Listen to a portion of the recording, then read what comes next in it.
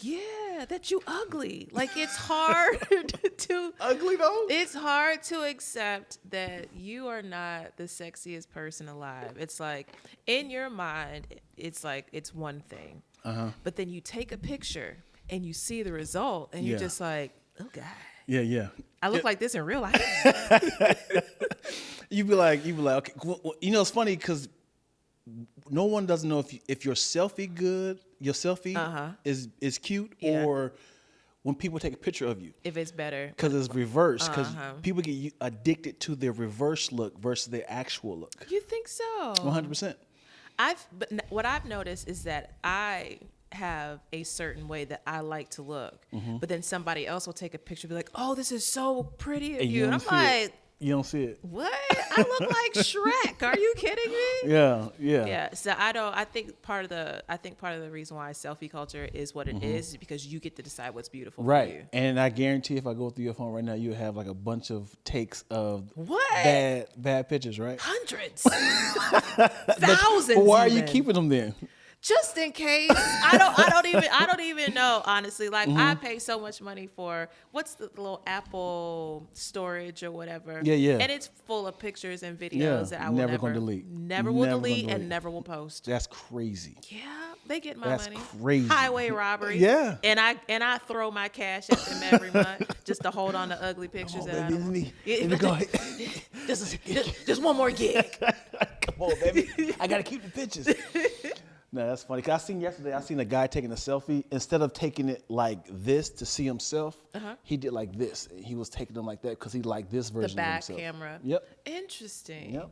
I mean, because honestly, you could take the selfie pictures and just flip it if you want. Like as far as like reverse it in the app. But the ones on the camera on the back is better. It is. It does have a better lens. Yeah. That's true. So yeah, it's funny because people are addicted to their reverse side, and it really bothers me when people.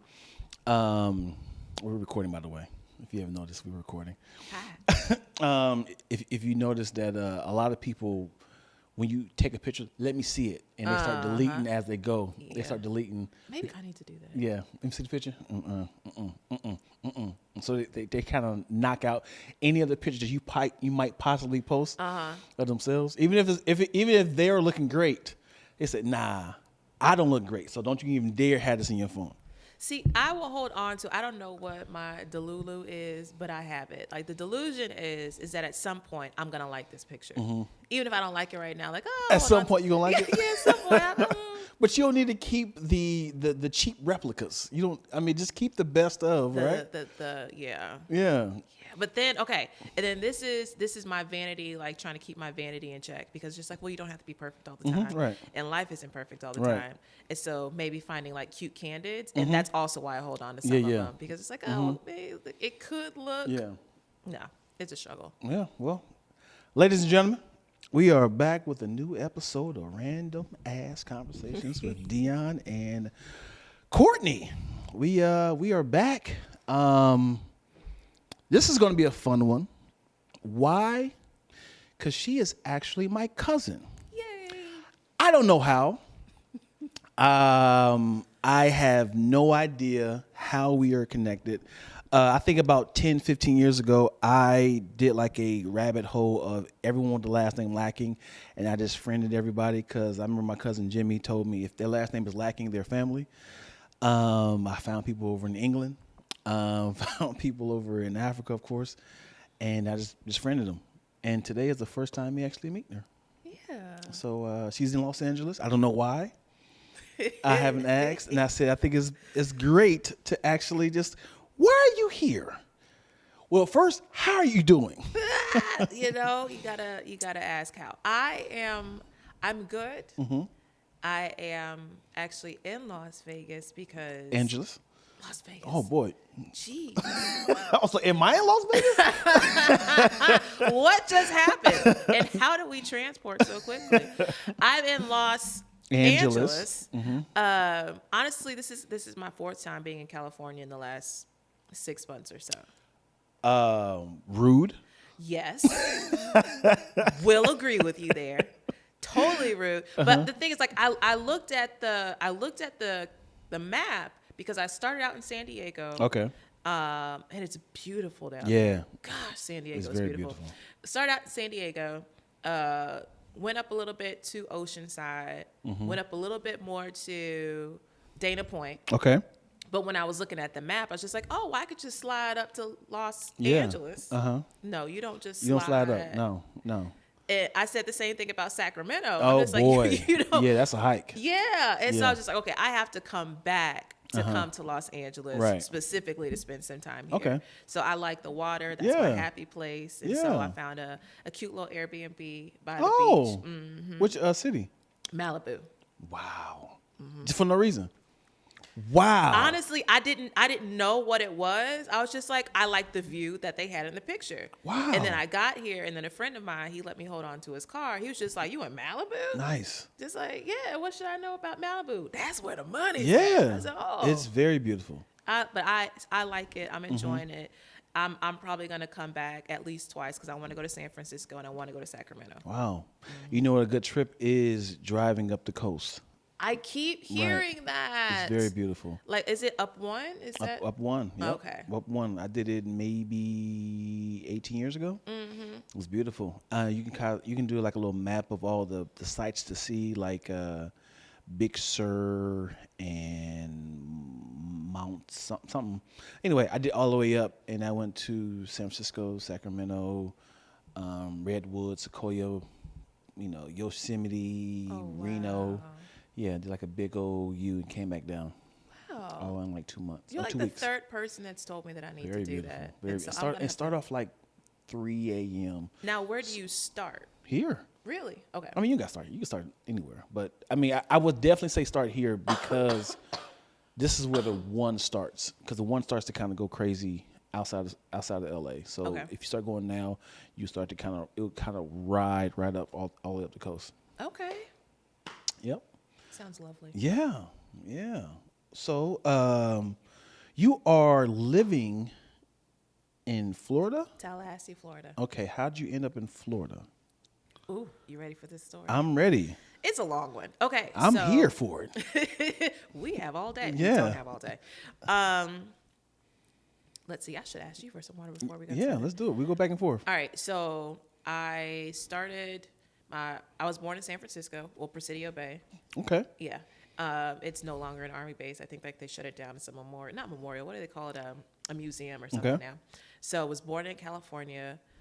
Me and my mom, my dad. At that time, it was just my older brother. We moved to Fort Sam Houston, basically San Antonio. Then we moved to Killeen or Fort Hood, Texas. Oh, you was in there. Yeah. You've been traveling. Well, that's because my parents were military. Right, so if right. you're military bred, you get around a little bit. Okay. From there, we were stationed in Louisiana, and then that's where my parents decided they wanted to retire. I went to Grambling State University. Oh. Yeah, You it know, my was daughter just went there. Yeah. Just got there. I did see that. Yep. And We you just didn't dropped shed her a off. tear. I did not. August 1st. Just dropped her off. Oh, Yeah. she's going to have a good time. Yeah, man. I'm excited. What year did you graduate? Just telling your age. No, I didn't know if you was like, I don't want to do this. I mean, I'm 37. Okay. So I was at 07. Okay, cool.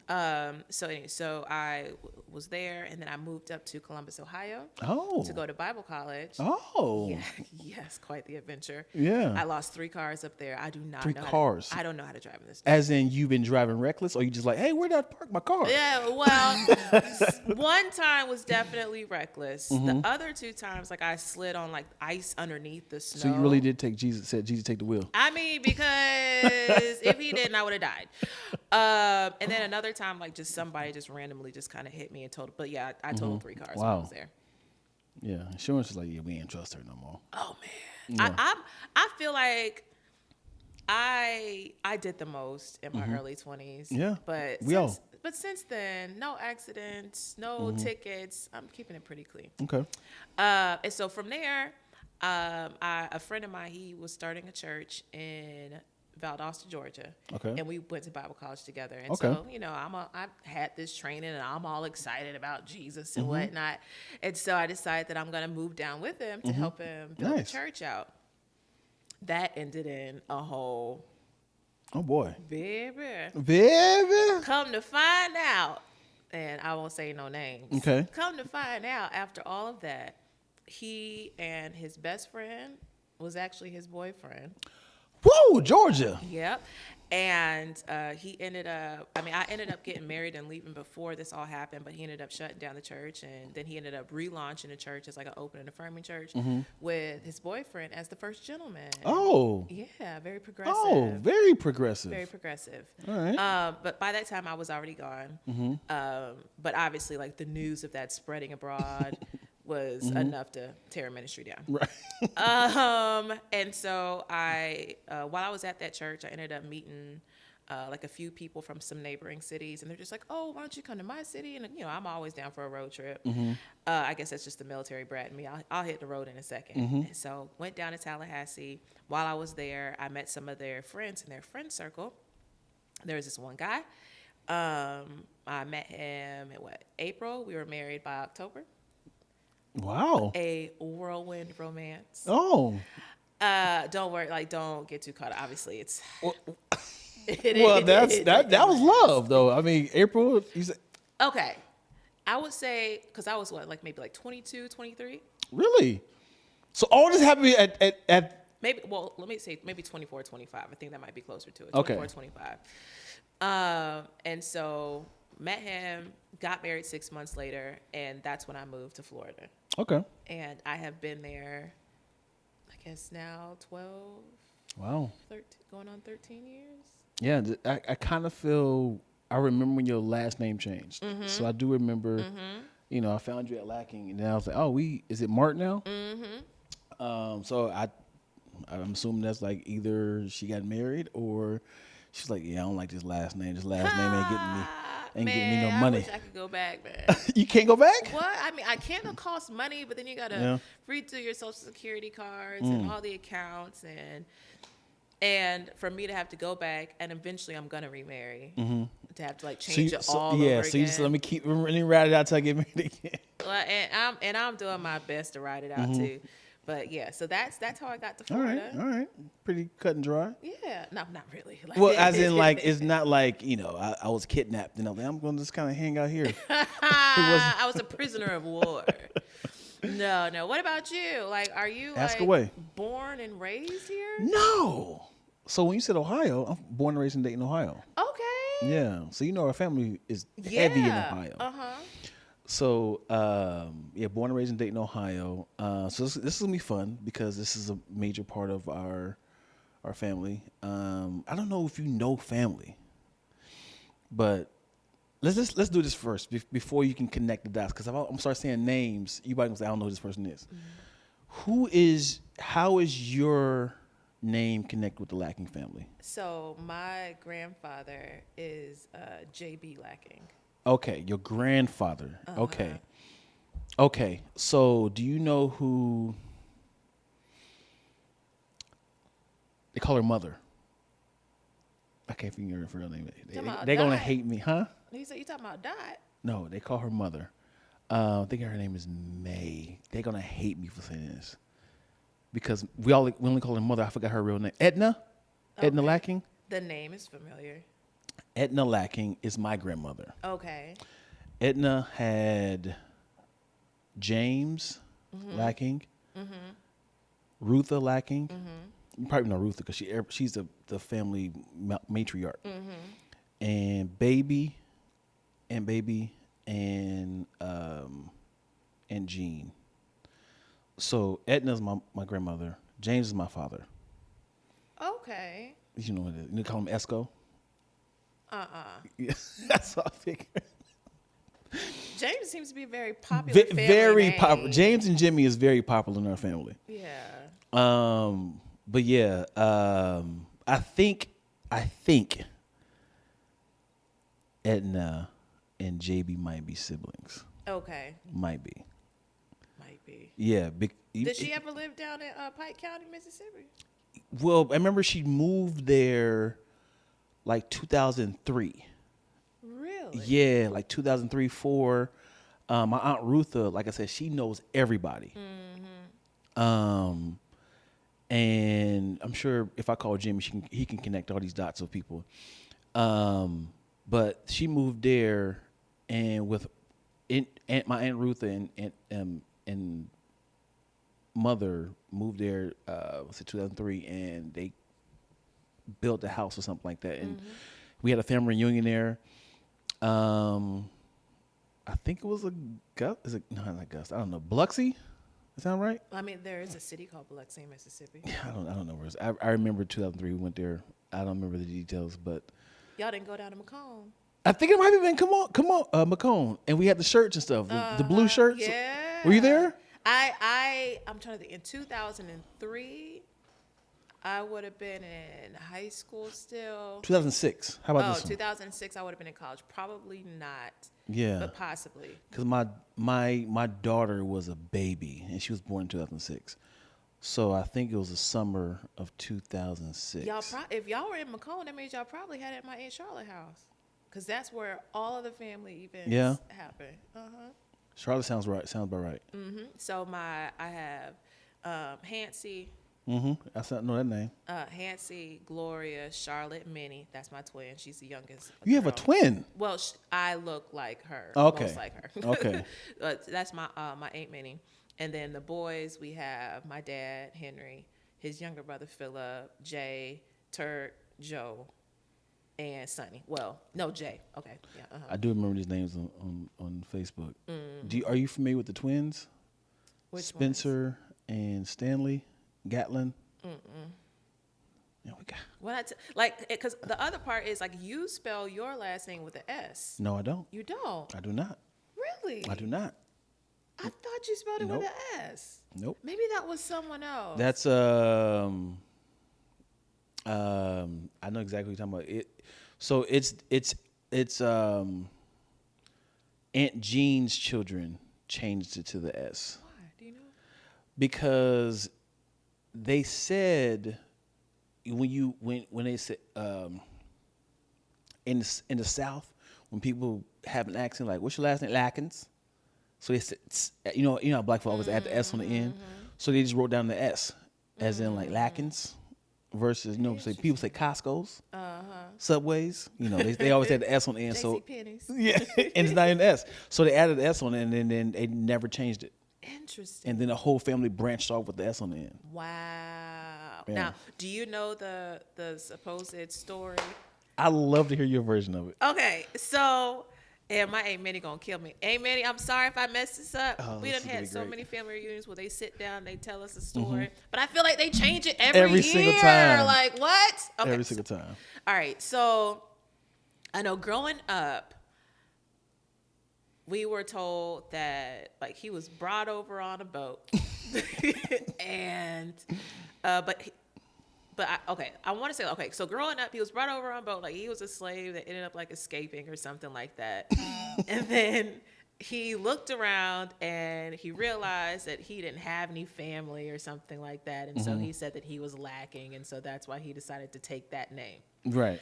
Another version of it that I remember is something along the same lines, but like he was born free.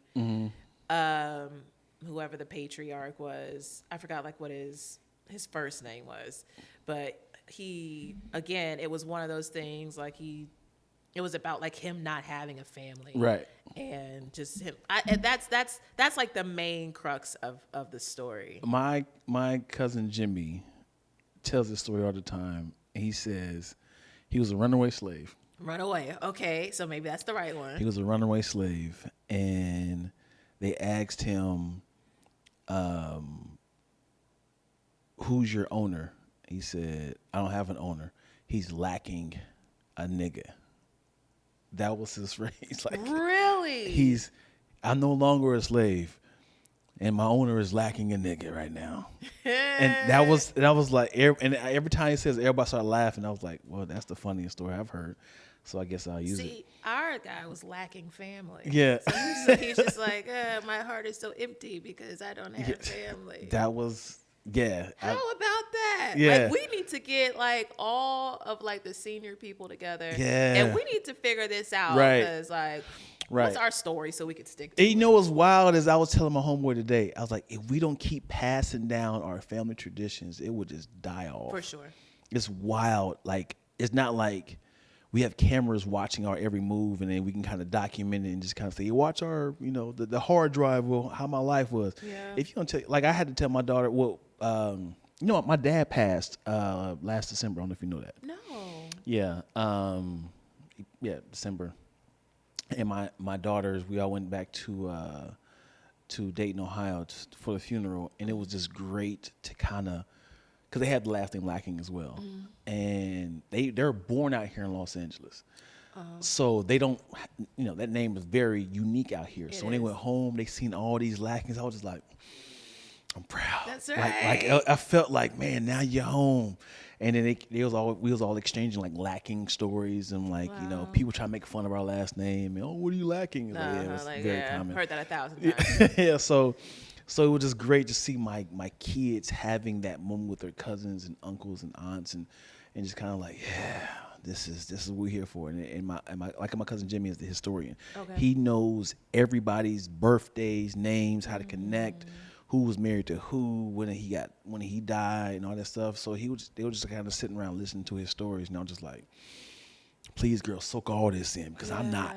You gonna have to pass this down.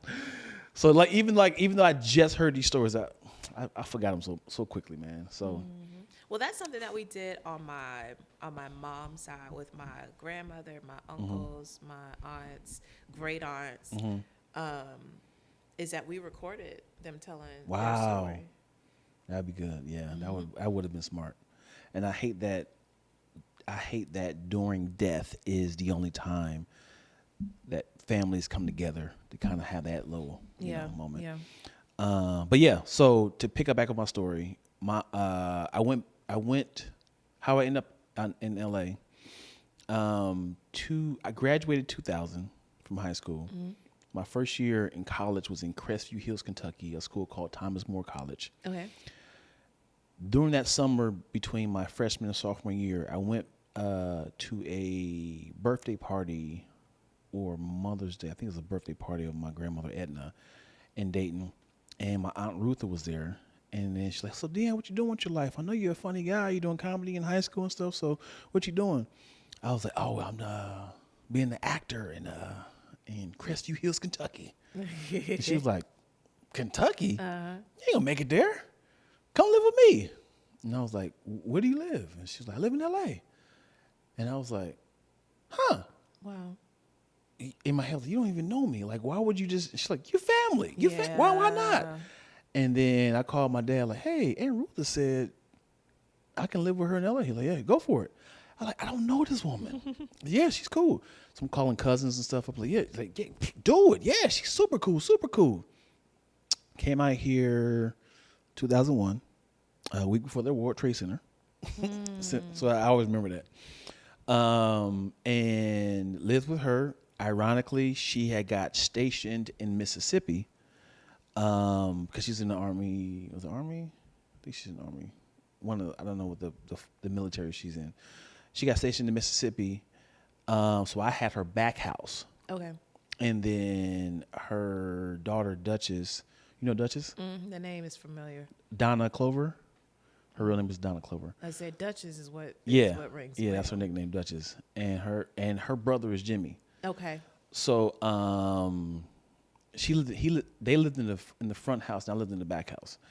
And then I stayed there for 2 years, and then eventually moved out. But that's how I stayed in LA, because I had like a nice little head start of not paying rent. I had a couple jobs for those 2 years, and it stacked up my cash, and it was the greatest thing ever happened to me. And it was just like, man, it's so crazy that I just trusted my gut, trusted this woman who I never met. Yeah. First time meeting her, I'm certain I met her younger.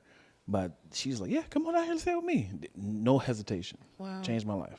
So how has your experience been with acting and comedy, that journey all the way leading up to like now with the strike and everything, and how that's impacting? So what has that been like for you? So when it comes to Los Angeles, you cannot let off the gas. Really? Yeah. So when I first came out here, I had like a goal of like, I'm gonna go hard for like 2 or 3 years. I'm gonna go hard.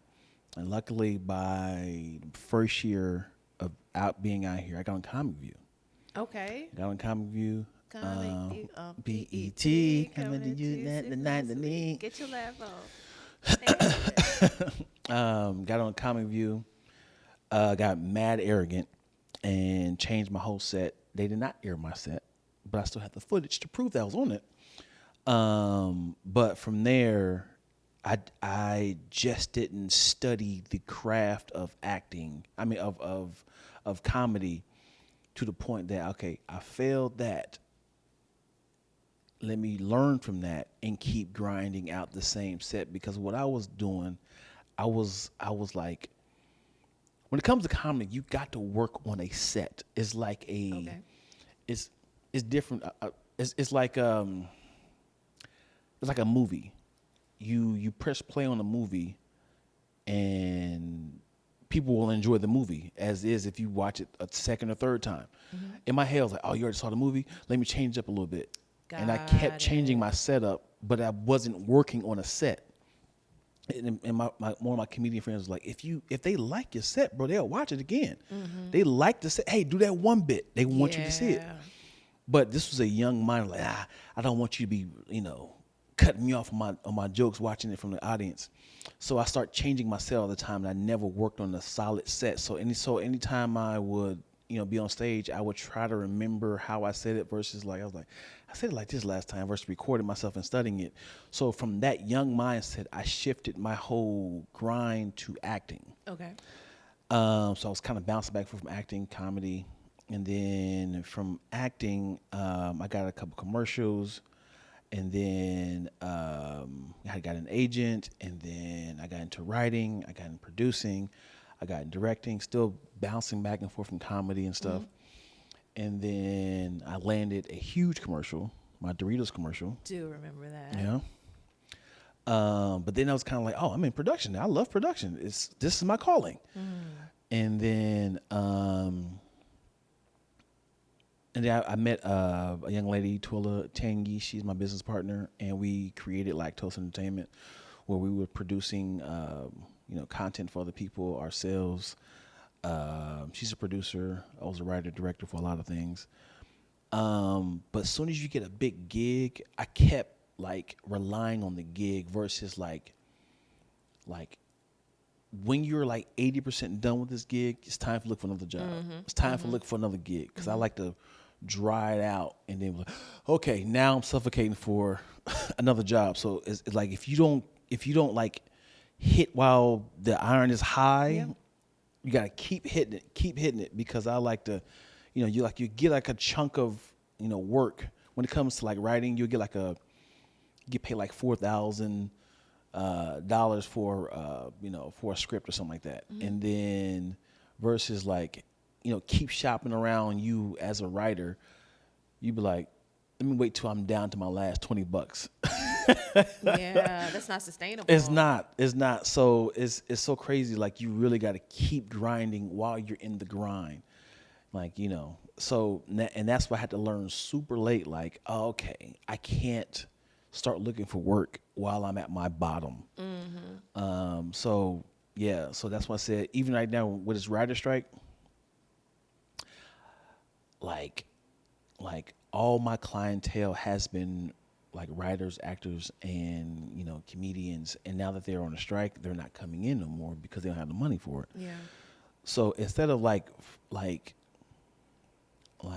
finding a in, I started kind of say they'll be in.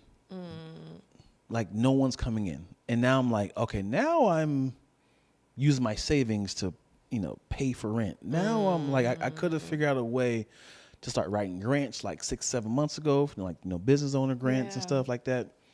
But yeah, it's a wild ride that we're on right now.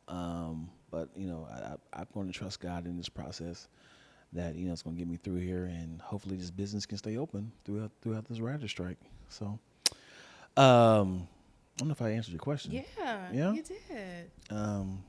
So again, a lot of my comedian friends are like, why aren't you doing comedy as consistent? And it's one of those things of do I enjoy comedy? I do enjoy comedy. Do you enjoy writing it more than you enjoy performing it? So much more. So much more. Like I write for a guy who takes my scripts and he obviously, shoots them. And I love to kind of see people's comments like, "This is hilarious, dude. You're funny." I'm like it's my child. Like it's like, and he pays me to take credit for it.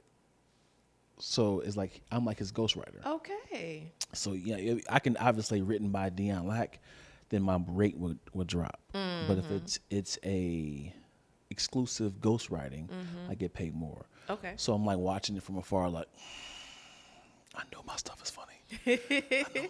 Now, are you able to like reference it? I don't know if y'all have like resumes or something. 100%. Oh, okay. 100%. Okay. Yeah, I definitely, tell the person I'm writing it to, or if I was like, "Hey, I'm a script writer, I'm a sketch writer. Here's some of my work.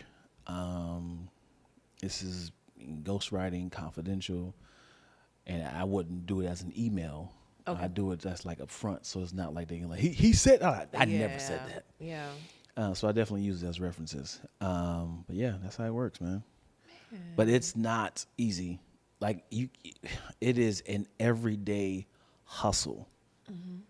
Yeah, and you got to really have like literally like 6 or 7 forms of income, because when one dries up, boy, you got to scurry for another one. Correct. It's like I said, for this location, Lacktoast LTE Studios right here, which we're in right now. You're more than welcome to rent. Come on, shameless plug. This is one of 2 locations where people come in and rent the location. This is one form of income. Second one, I write, produce, direct, edit. But yeah, man, that's in a nutshell. It's wild out here in Los Angeles too, because the prices are bananas, ridiculous. Yeah, like even I feel like either half of the population here owns Silicon Valley, or you have to work 3 or 4, not necessarily jobs, but have like 3 or 4 different streams of income. Yeah. Just to live out here. 100%. Now, I will say, because clearly I've been here a few times, I feel like it's worth it. Yeah. There is something about California. I saw it the first time I came up here, when I came to visit San Diego in like February or March. People were outside in the middle of the day, in the middle of the week, grown-ups, flying kites. And I'm like, what kind of happy and carefree do you have to be to fly a kite? Having a good time out here. I mean, I'm sitting on my balcony because, I'm on vacation. Yeah. And you see the little surfers go out with their little boards or whatever. And then I look up from my book and they're still out there. I'm like, don't y'all have to clock in somewhere? Oh, no, y'all just surf all day. Yeah. This is life for you. This is, a lot of people have, was it intellectual property? Where they post something online and it just keeps generating money. Like master classes and stuff like that. Like if you had like a class of how to make cupcakes with 2 ingredients and you post it online and they said purchase this, and it just keeps generating money, so they ain't got to work for it no more. That was a weird way of saying a master class how to make cupcakes with 2 ingredients. I mean, I think that might be a winner for you. If you're looking for a 7th stream of income, we might need to work this out. What would the 2 ingredients be? Cupcakes from Publix or whatever the shopping center is out here, and got to be flour, right? well, let's see, flour, but then flour, but then you need sugar. Yeah. So that's what I say, maybe flour and butter, but somebody can figure it out. Yeah. Somebody can figure it out. So in a nutshell, we're here. Yeah, we are. So what do you do for a living? Oh, the evil laugh. Okay. Well, I do. Okay, by day. By day, I am a sales enablement trainer, essentially, which basically means that I create trainings and documents and all of that, so that way the people who I'm responsible for, my clients, can sell our products better. So Art products? Our products. Our. So my company's products. So I work for a technology company, and we white label some of our tech, so that way smaller technology companies have something that they can sell. Okay. And then we just get a little piece of the pie when they Nice. sell it.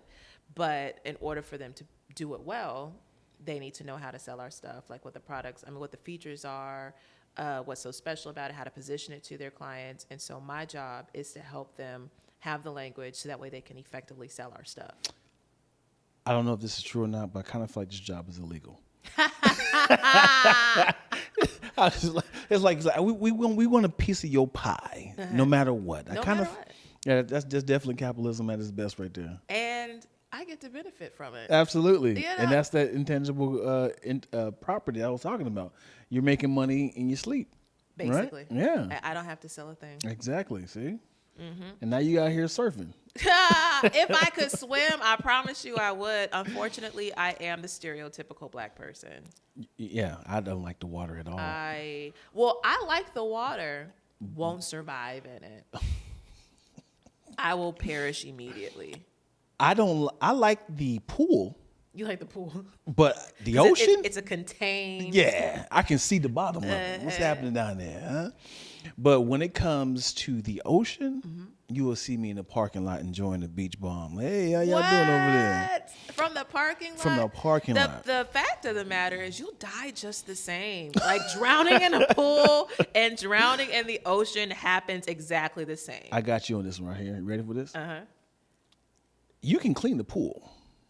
True. I'm a germaphobe.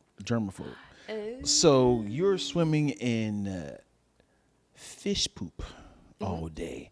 You're swimming in all kinds of fecal matter. Yeah, we can just take out the fish. You're swimming in people's piss.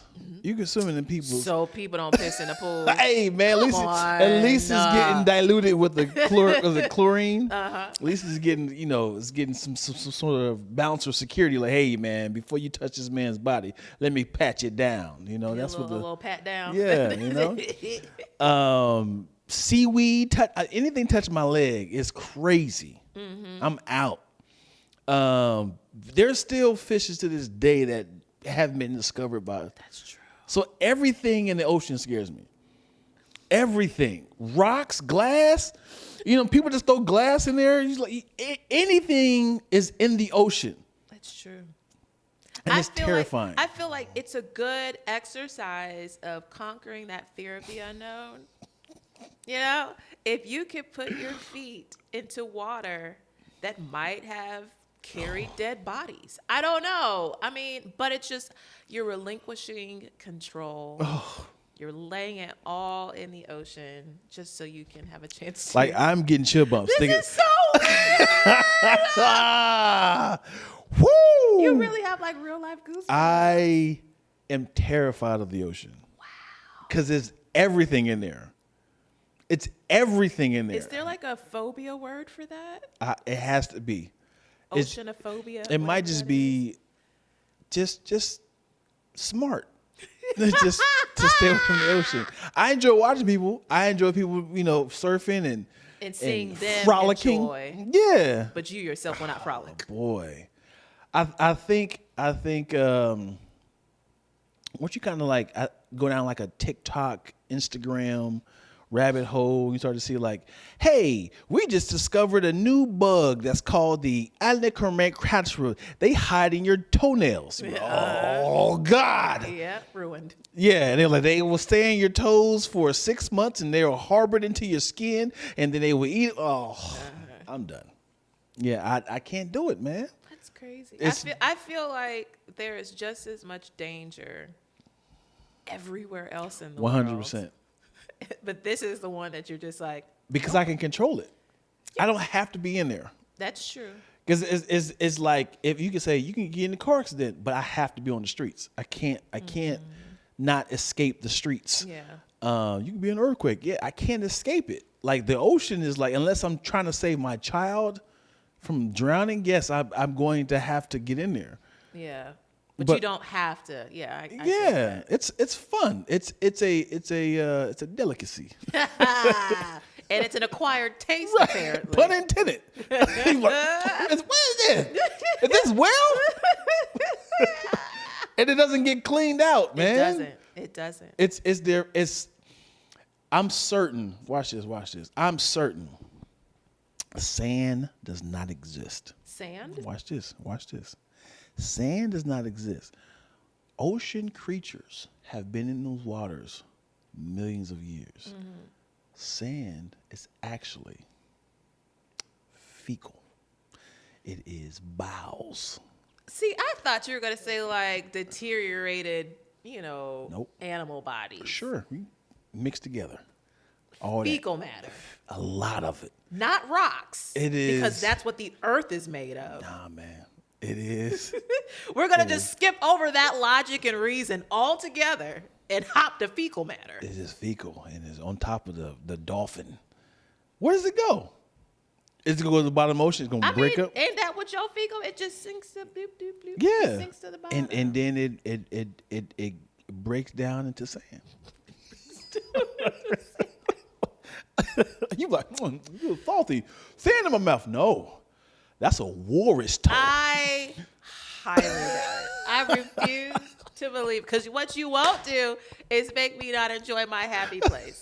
But legit, how you feel about the ocean is how I feel about lakes. Like, lakes? Yeah, like how people can just swim in dirty, like you can't even see your feet. Like there's nothing about that's appealing. Mm-hmm. But like you go to like a Jamaica or Dominican Republic or a Bora Bora, and you can like see through. Yeah. It just makes you feel like the water is clean. What's happening over here? Why in Venice Beach, this water look like swamp water? What's happening? But when I go to Fiji, I can see my toenails in the deep end. Mm-hmm. So it lets me know that we are swimming in sewage. Well, I was just thinking maybe it is more polluted here in the West. Yes. As opposed to. And you're fine with that. You're fine with. It's what we have. You're gonna pull your feet out. You're gonna see like a Pepsi wrapper. You could be like, what? Well, I don't go to dirty beaches. Okay. How you gonna control that, bro? Okay, so first off, I'm from Florida. And I'm surrounded by beaches and waters on the Gulf side and on the ocean side. And so you get to pick where it is that you go. Like there are some parts on the Gulf side, there are some beaches I'm just like, I'm not going there because it's going to have a whole bunch of seaweed. Mm-hmm. It's going to be seashells everywhere. It's going to be uncomfortable to walk on. I go to the pretty parts. A lot of people know this, but water don't discriminate. It crosses over. You say, I don't go. I'm telling you, like you can even tell from the pictures, like there will be some beaches that it's just like the water is all murky. It's so like that's the hood. Yeah. So so your oceans are redlined. Correct. Okay. Very much so. And so I go to the other side of the tracks. You got like a gated community ocean. Mm-hmm. Correct. That would be Destin. Okay, and they just stop it. The dirt blade. Can we come? Hey! Mm-hmm. What you doing over here, man? Seats taken. Mm-hmm. Yep. There's no room. Wipe your feet before you walk over. Nah, I still can't come in here. No. We only serve whites only pies. That's right. Mm-hmm. What's the secret password? If you don't know it, you can't get in. Got you. You got to know the 2 ingredients of the cupcakes. See? That's the password. That's the password. And only the top 1% of people know that. Absolutely. Be dismissed. Mm-hmm. Mm-hmm. All right. Well, I see you have a little sense of humor on you. Just a little. Yeah. I mean, honestly, I'm going to tell you the truth. And now I want you to tell me a lie. Okay, let me see if I can come up with a good one. Go ahead. I was once sharing a bedroom with Michelle Obama. No, I developed my sense of humor, but a sense of humor over the past 4 or 5 years. Mm-hmm. And it's not that I wasn't funny at all before, but I didn't think that I was, and I didn't think that I had anything to say. So I felt like the people around me, like, oh, well, that's the class clown, and I just kind of get to laugh along with them. Yeah. And then also, the hardships and stuff I had to deal with, I didn't have the energy to laugh because life wasn't funny. There was nothing fun Wow. about it. The pain was intense. It was Oh ridiculous. no. Depression was Oh no. crazy. Yeah, suicidal ideations, all the things. Sheesh. Like it all felt so hard and so heavy just to live because of what I was experiencing Wow. at home in my marriage, and trying to be a good mom, but also being like a single parent while married, and then eventually transitioning out of that relationship Right. into just being a mom. And honestly, it wasn't until after my divorce that like I would allow myself to be like this way with my best friend, like because it's just, you need a place to unwind, and that was Right. my safe place to do that. But then I felt a responsibility as a single mom to create that space for my kids. Right. 100%. If when they're with me, the only thing that if all I'm talking about is, clean up your room and do your homework and have you done your AR test, and we need to hurry up and go, we're about to be late. If everything was just so regimented and stale, I didn't want my kids to remember their childhood to be like Nice, that. yeah. I wanted our household to be one of love and laughter and good food and good music and all of that. And so I decided to create for my kids what my best friend created for me. Nice. A space where we can just be ourselves, and it doesn't have to be perfect, and you can be silly and we can have fun. And so now I'm at the point, like, I know I'm not like, comic view level of comedy, but I'm comfortable being just whatever comes up, comes out. And obviously Nice. I have, a filter. I know not to say everything to everybody. Right. But it's just like you only live once, and if you're going to live it, you might as well make it the best one you got. That's a word right there. Yeah, have fun along the way. You sound like a politician. Oh, that's the other half of it. The other half of my job, part B of that question, is that I'm a pastor. Oh, very good. See, I sensed that. See, Yeah. of a church Of or a whole church. really? Yeah. Ain't like a that wild? congregation, not just like you practicing it. No, like there are actually people who call me their pastor. They're actually people. Who would think? No, legit. I feel like pastoring is very similar to being a mom. It's just like, till this day, I have a 7-year-old and an 8-year-old, and I'm just like, they let me have kids. Like, crazy, whoever, the theys that be, let me be somebody's mama. Oh wow. And it kind of feels like that being a pastor. It's just like, y'all, are Yeah. you sure? Yeah. I'm gonna be real with you. Yeah. Hopefully, this gonna save your soul. Because I'm nuts. Yeah, but it's challenging. I don't think I've gotten to the part of pastoring where it's rewarding yet, but I know it's necessary. Absolutely. I mean, at least with your soul, it's rewarding. That part, yeah. Yeah. I feel like when people get into ministry, wanting to have the TD Jakes experience, Right. or whoever like the big name preacher is, I think they get in there with the wrong motives, and Right. so they're going to end up getting the wrong results. Right. Yeah. At the end of the day, it's about making sure that the people who I am connected to have a relationship with God that causes them to grow in every area of their life. Yeah. And so, yeah, that's my other job. That's what's up. How long have you been preaching? Well, I know you since Columbus, Ohio, right? Yeah. So as far as like preaching ministry, I have been traveling around doing like itinerant preaching.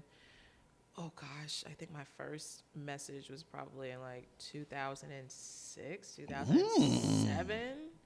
Yeah, and here we are in 2023. Wow. Yep, the church that I pastor is called Zion City in Tallahassee, Florida. It'll be 2 years old.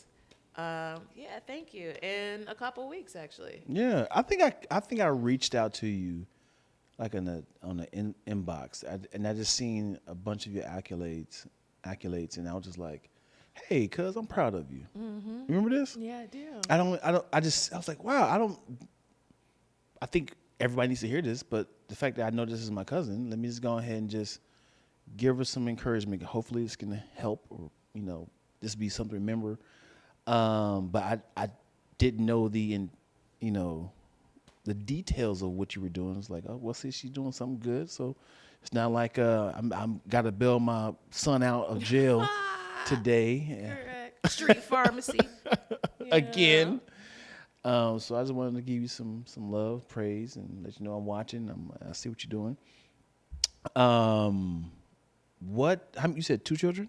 Mm-hmm. Yeah, I have 2 daughters. yeah, obviously I started ahead of you. Just a little bit. Just a little bit. Yeah, she just went to school back in August last month. I have a 12-year-old. She is 7th grade. Okay. Was married, separated. This happened in 2020. Super cool though. We're super good together. We're still super good. That's about the time I separated. Yeah, 2020. 2020 was a mug. What I tell you? Yeah, 2020 was a wake up call. Man, Yeah. it was like a 2-piece and a biscuit. Wow, wow, wow. Like, oh, okay. This is what's happening. It was life changing because we had to actually like have that one-on-one therapy. What you gonna do? Can't run. Staying in the house. Because I think the reality of it was we were living different lives in the same house. Sure. So like when she went to work, I was at home with the kids, and then when she came home, I left. Okay. And then when COVID happened, we had to address a lot of our issues, and it just boiling point of like this cannot be life, and we never really argued in front of the children. Yeah. And I just knew that this was something that I could not sustain. So yeah, man, we still good. That's awesome. That Yeah. you're able to have that at least. Yeah. It was one of those moments of like, what are we doing this for? Why am I good for you? Why are you good for me? Like, what is the end game of this marriage? Yeah. I think we just kind of married each other because like, it should be fun. Like it was a moment of, man, we know each other our whole life. Wow. I think it's time for us to get married, man. You know, you're my best friend. Yeah. And then when you marry, it's like, I never knew your goals. I never knew. Oh, yeah. It's like, I don't know how we're helping each other. It's kind of like, it's fun. Yeah. This is fun, married, but it's like, I don't know. But what's the purpose? Right. Like, how are we life mates? Yeah. We're pretty much more roommates than anything. But yeah, that's one of those come to Jesus moments, and then it was tough, a tough pill to swallow. Like we hung out yesterday, so it's like I said, we're great, but when we get to those that meat and potatoes of why we did this, it was like it was uncomfortable. Yeah.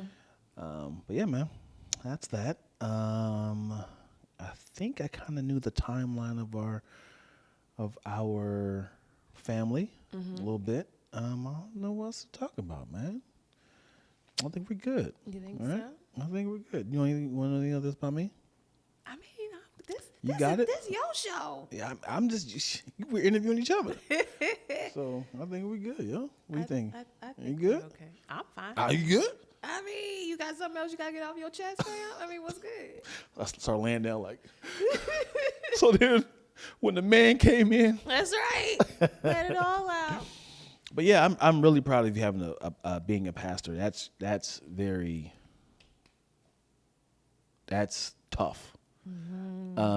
Especially being a single, divorced woman. Yeah. There is no man to hide behind. Right. There is no man to come and be like, oh yeah, she's cool. Yeah. It's just me. What how many members you have? Or what is your church? Where is it? Where is it? Tallahassee, Florida. I mean, not where. Like, is it at like a YMCA or is it your backyard? Or? No, actually, we have a space. We have a unit, which is, of course, for us being as young as we are. A lot of people when they start churches, like they'll start in their living room or I know. Yeah, and so we actually have a building about 3,000 square feet that we use and we meet with. And the thing is, like, our approach to ministry is very unique, and it's important to me because I didn't want to be a part of a church that I hated. Who does? Yeah, I mean, especially like when you're the pastor, but you dread going to church. Right. I wasn't trying to live that life, and so like we only meet in person twice a month. Okay. But the first Sunday we're doing something fun together, so Nice. we might caravan down to the beach. We might go hiking. We might go bowling. We might just do, everybody spend some time with your families, and we'll send you a care package for y'all to do something cool together. And then on the third Sundays, we do trainings. And so, like, say, for instance, like one of the things that I have is a Believer's Business School. And so I teach people how it is that they can create their business from the concept all the way to cash. Nice. Right. And so we have a lot of places, especially in the Christian world in the West, where there's this emphasis on financial success as a marker for being blessed. And so people, they will give money and they'll sow and they'll do their meditations and declarations, and that this is the poorest I'll ever be, and I'm gonna be my first millionaire in my family. And we say all these things, which is cool, but then we don't empower people to do it. And so we end up with churches filled, and you may have seen this growing up or heard about it growing up, where grandmom and them, auntie and them gave their last dollar, but they were impoverished. They were Section 8. They had food stamps. And so for me, I wanted to create a different trend. Like, if you're going to support this ministry, if you're going to support this church is going to support you. And not just pay your rent. We might have to do that once or twice, but after a while, I'm going to teach you how to make money. Even if it's not in business, how can we upgrade your resume so that way you can get a higher paying job? Okay, now let's take a look at your skills and your passions. Is this the best position for you, or is there another role that could help you move from 50 to 70 to 100,000? And so I try to take an approach that addresses the entire person, not just the spiritual side. Yeah, and balance was a big deal for me. Like, what we're not going to do is be at this building 3 times a week, 7 hours each time. I have kids. I have a life. I have stuff that I want to do. I want to date. And I can't do that if I'm all the way here with y'all all the time. I was just about to ask, how is your balance with everything? And that's the thing. Like, when God gave me the idea and the concept to build it, he gave me like the piece to build it in a way that won't cause me to die in the process. Like, balance was built into the design of the church, and not just for me, like for my leaders and assistant pastors and for everyone else. Like, we built rest into our framework. You got 5 Sabbaths. What? I mean, and when I say, now we will work, we will serve, we will do what we need to do, but baby, we gonna rest too. Absolutely. So seeing that you are a recently divorced mother, how is dating with you? Because I know that's kind of tough to kind of reintroduce somebody, especially being a mother. You would think. Yeah. Man, my kids are so eager to find their new daddy. Wow. And not like stepdad. They want a daddy. That is a blessing. And the thing, like, for me, it could be easy to succumb to like the kids and their desires and be like, oh, well, what about him? And what about him? And you just want them to be happy. And especially when they get all excited, you see the light in their eyes because they see that there's a potential guy or whatever. But I have to be the adult to be like, hey, calm down. Yeah, take it easy. It'll happen when it happens. And I'm looking for something specific. And so if it doesn't work out with Bob or Bill or Barrett, I don't know, then it's okay because whoever it is that I choose is going to be the best person for me and the best person to father you. And so in that regard, I'm definitely blessed. Like, my kids are amped and ready to love someone and just accept them almost immediately. But that's also how I raised them. They were raised in a bubble. They don't have exposure to a whole lot of people. And so everybody in their circle is family. And so if mom brings somebody into the circle, they're family. That's just the way that they see the world. Have they met any of your potential? They have met a couple. And what is it, the now it's time to meet my children? What is your timeline? I have done it where I don't have a set one. Okay. And I know that some people are like, you need to wait until things get serious. My thing is, I don't want, because my kids have personalities, I don't want to wait until we have decided that we want to be together, and then you meet my kids, and you're like, I decided to take this job in New York. Wait, what? Why are you running? Right. On all fours. Correct. And screaming. Like my kids aren't terrors, but they do have a lot of. I mean, as small kids do, they have a lot of energy. Right. They have a lot I of don't think I've ever questions. seen your children before online. I don't think I've ever. Really? I haven't, scurried through your Facebook to try to look for them, but Yeah. I've never seen your children online. They are cute, but they are also very curious. Okay. And they have like their own personalities. And so for me, I try to like once we get past the point where it's like, okay, there's that mutual attraction, mutual interest. We start going on dates and we're just like, oh, we're a thing now. Then I'll tell my kids like, hey, I have a friend, a guy that I'm dating, because they always have to ask, is he a friend or is he a friend? And so once I confirm that he's a boyfriend, then they get all excited. And so depending on how things progress, I just kind of have to have a feel for it. Then I'll introduce. They've only met 19 of them. I will wear my kids out if they met all the guys that I've talked to. Let me tell you something. That post-divorce dating sprint. Yeah.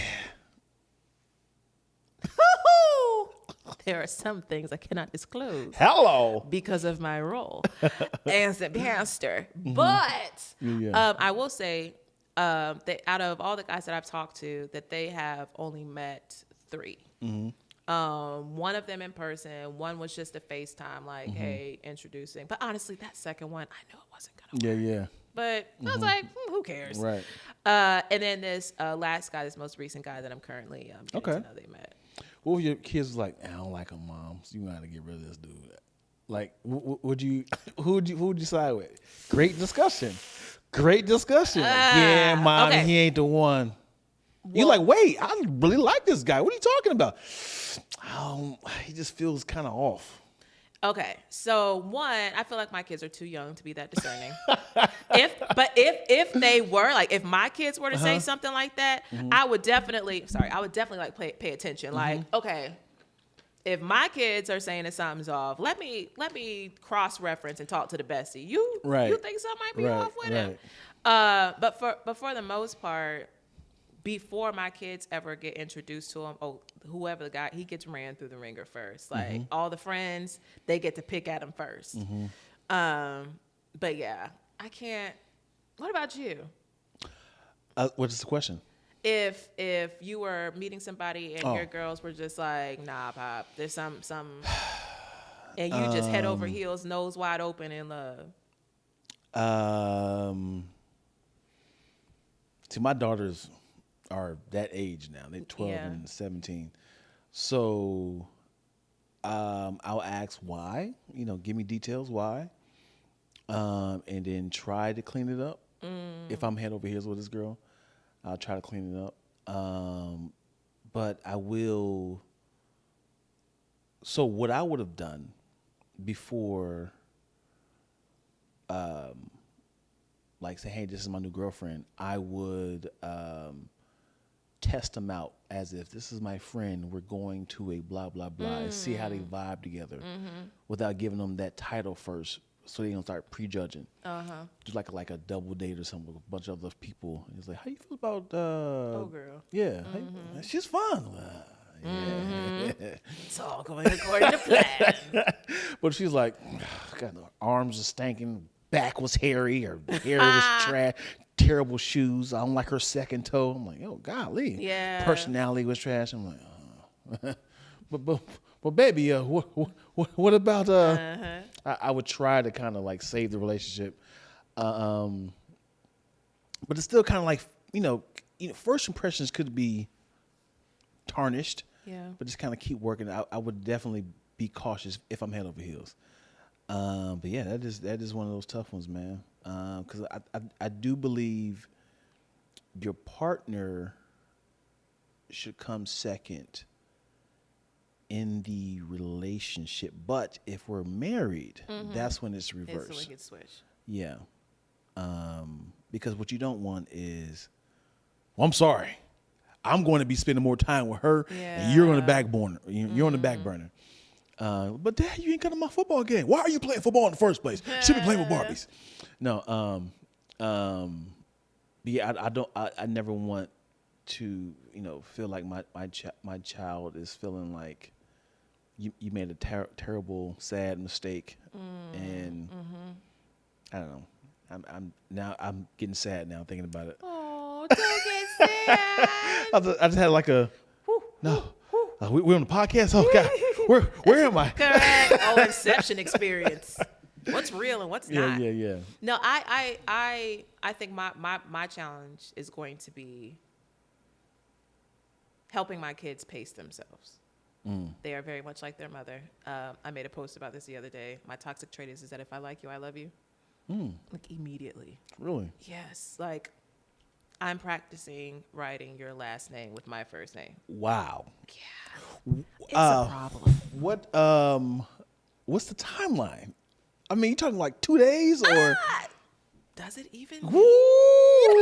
Kourtney, y'all. Let's give a warm, rousing applause to none other than the toxic.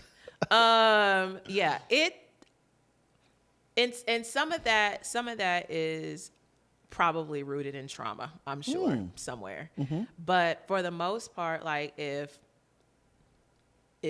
we're talking and our values align and our lives could be going in the same direction, you're attractive, and then like don't let him be like wanting me, hunt.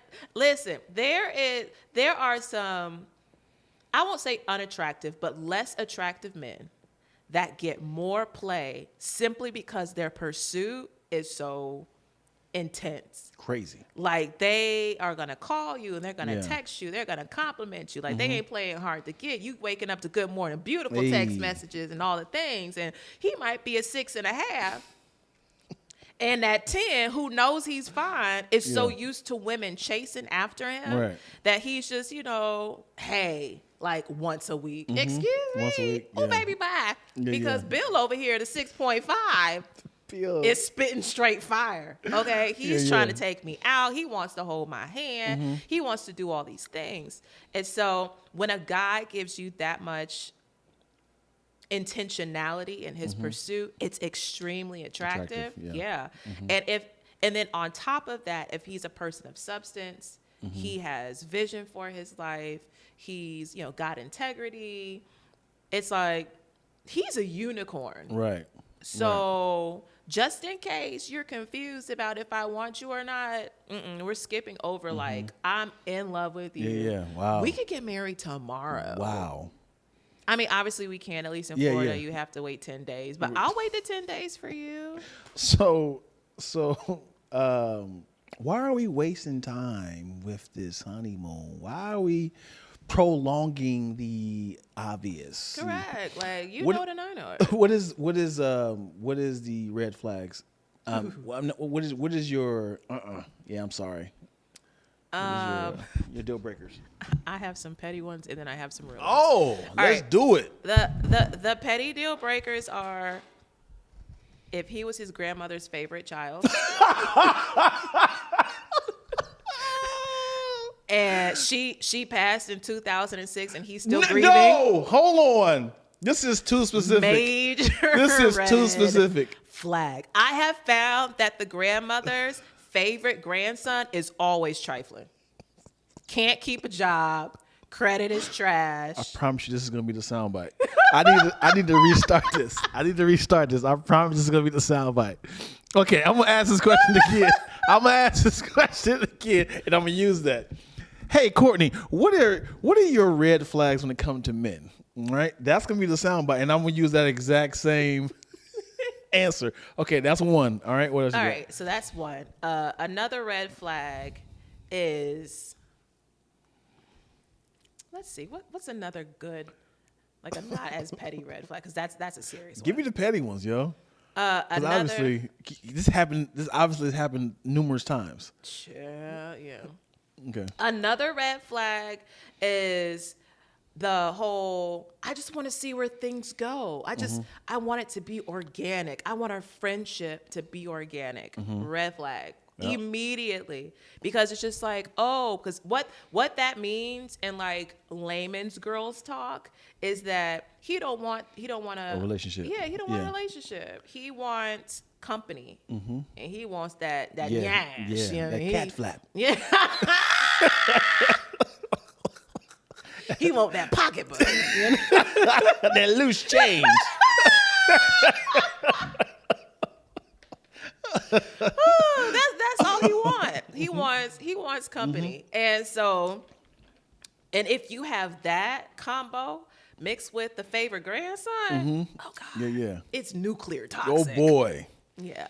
But you know what?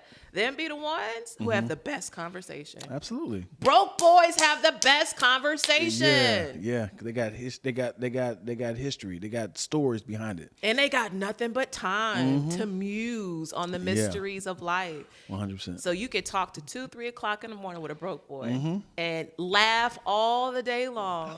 He was like, got her right where I want That's her. right. Until he hits you with that, hey babe, I got rent due. Could you let me hold?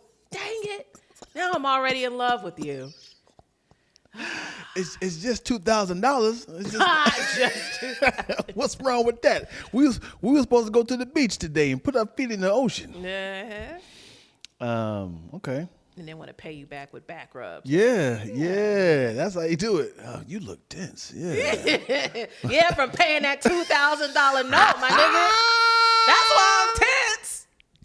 Let's go ahead and watch this Netflix. Yeah. Rub you down. Yeah, man.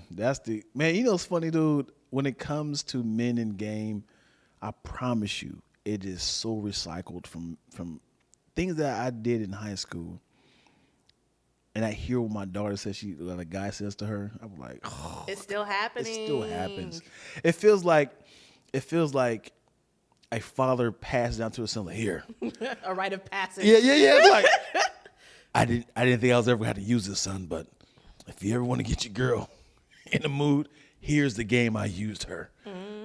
Do what you want to do with that. Yeah. And it's like, I hear that, I'm like, oh my, anytime a guy says, like, do the whole, oh, your neck looks tense. You need a back rub, or hey, I can't give you a good massage if your shirt's on.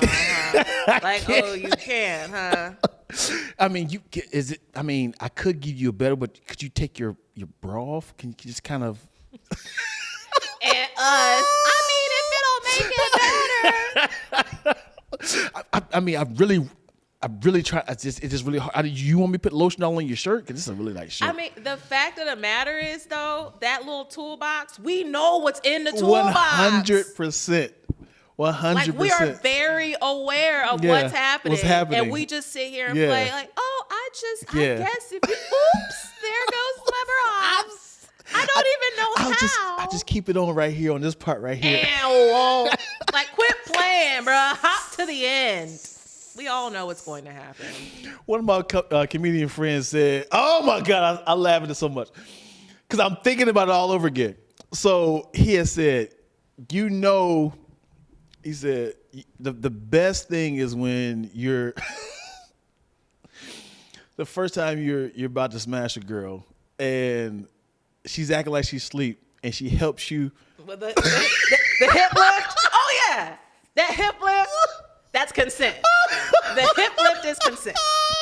He said, you pulled her panties down, you like this. Oh. Oh, my God. Because she's acting like she's asleep. It's like, Oh my gosh, yo. Sleep. I am crying because I think about this all the time of like, are you struggling taking off my panties?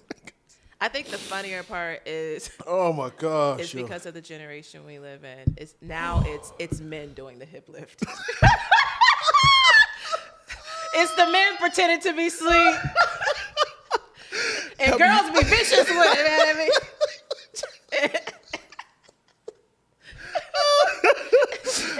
It big old burly man. Switching sides on the hips. And gotta wiggle down. Switching sides on the hips.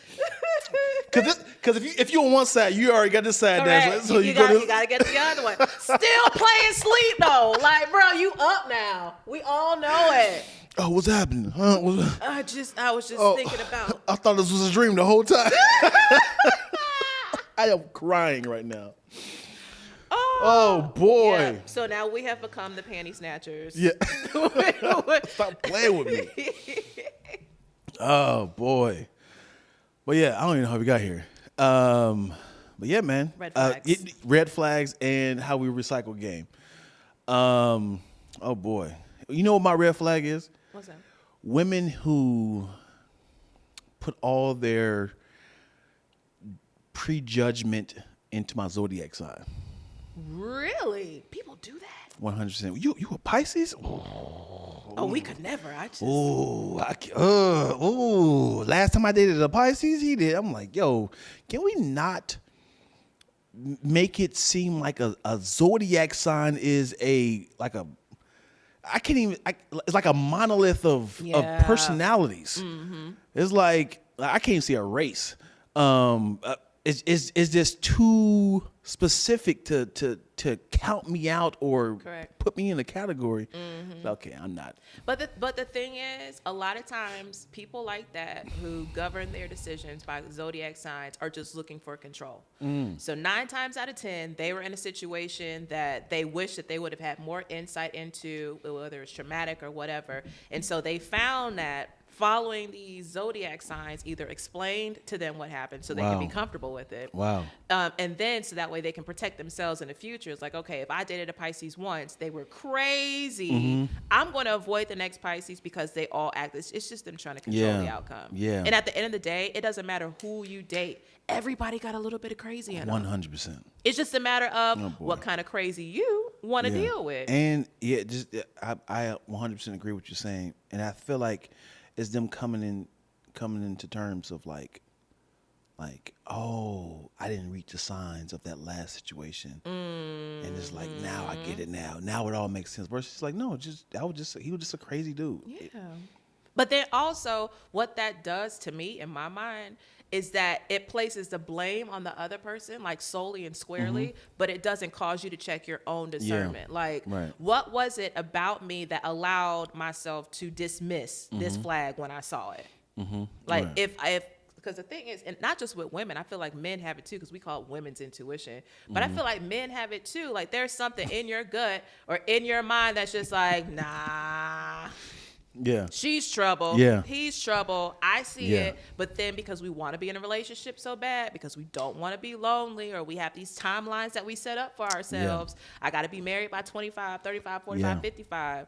That we dismiss stuff that we know is going to be troublesome in the future. And then after the fact, we try to back correct and we end up overcorrecting and end up dismissing really, really good people from But yeah, I think we're good. Yeah. We've had a nice little get to know each other right there. A nice little chat. Yeah.